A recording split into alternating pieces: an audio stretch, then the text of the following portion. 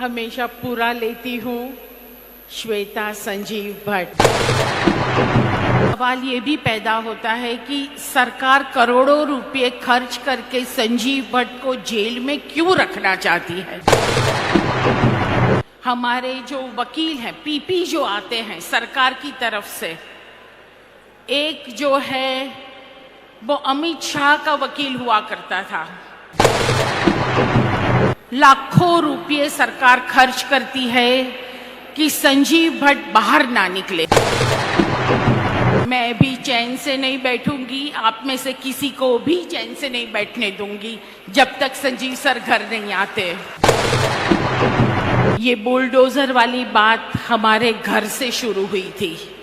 अगर तब सब लोग इकट्ठा होके सामने आए होते तो शायद इतने बुलडोज नहीं होते। फिर बाद में सच्चाई से डरती है ये सरकार। गलत तरीके से इस केस में संजीव भट्ट को फंसा दिया गया है। ये गवर्नमेंट को कैसे शर्मिंदा करना है कि ये घिनौनी हरकत ये एक अफसर के साथ की है, वो दूसरे के साथ ना कर पाए कल को। मैं मेरा नाम हमेशा पूरा लेती हूँ, श्वेता संजीव भट्ट, और ये नाम मैं बड़े गर्व के साथ लेती हूँ। जीवन में पिछले कुछ सालों में काफ़ी अप्स और बहुत से ज़्यादा डाउन्स भी देखे हैं हमने ये टाइम में, मगर फिर भी हम लोग सब साथ हैं आज, क्योंकि एक आइडियोलॉजी है जो हमें जोड़ के रखती है। So we believe in constitution, हम डेमोक्रेसी में बिलीफ रखते हैं, हम सेकुलरिज्म में बिलीफ रखते हैं, हम सच में बिलीफ रखते हैं, हम प्यार और मोहब्बत में बिलीफ रखते हैं। संजीव भट्ट, जिसे यूजुअली लोग संजीव सर कहते हैं, उन्होंने पूरी सच्चाई और ईमानदारी से अपनी पूरी जिंदगी 35 साल अपनी लाइफ के पुलिस डिपार्टमेंट को, इस देश को दे दिए। उन्होंने सच्चाई से, ऑनेस्टी से अपनी ड्यूटी करी है और हमेशा ये ख्याल रखने की कोशिश की कि खाकी का रुतबा कम ना हो जाए।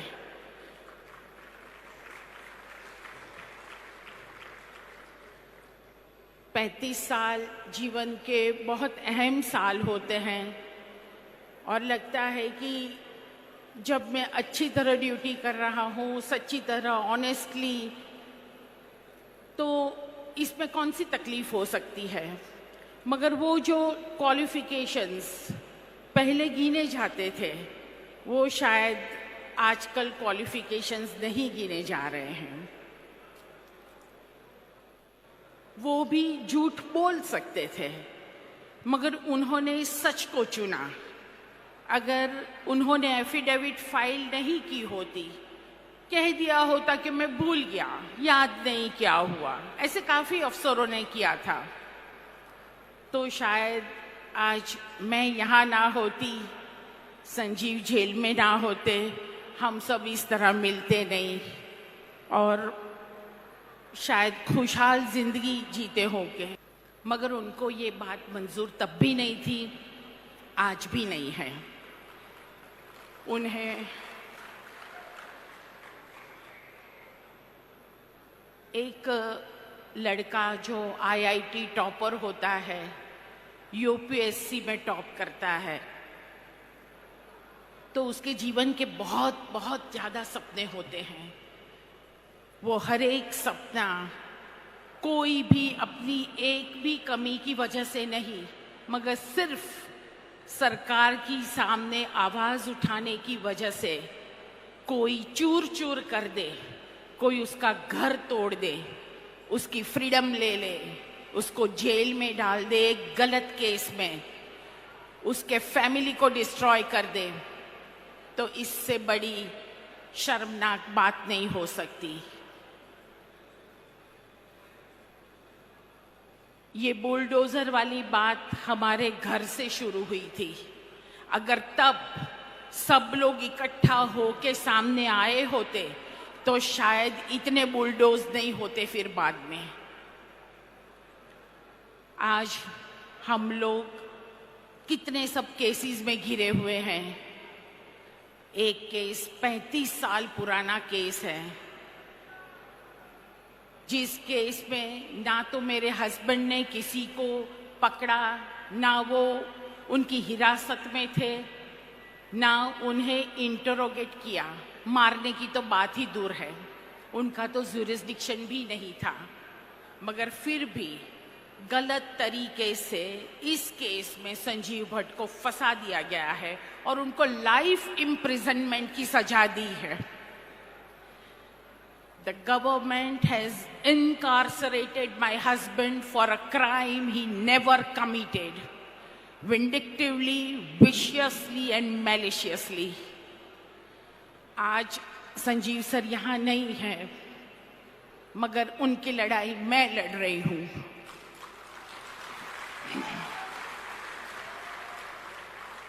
मैं तब तक लड़ूंगी जब तक मैं मेरे हस्बैंड को घर नहीं ले आती।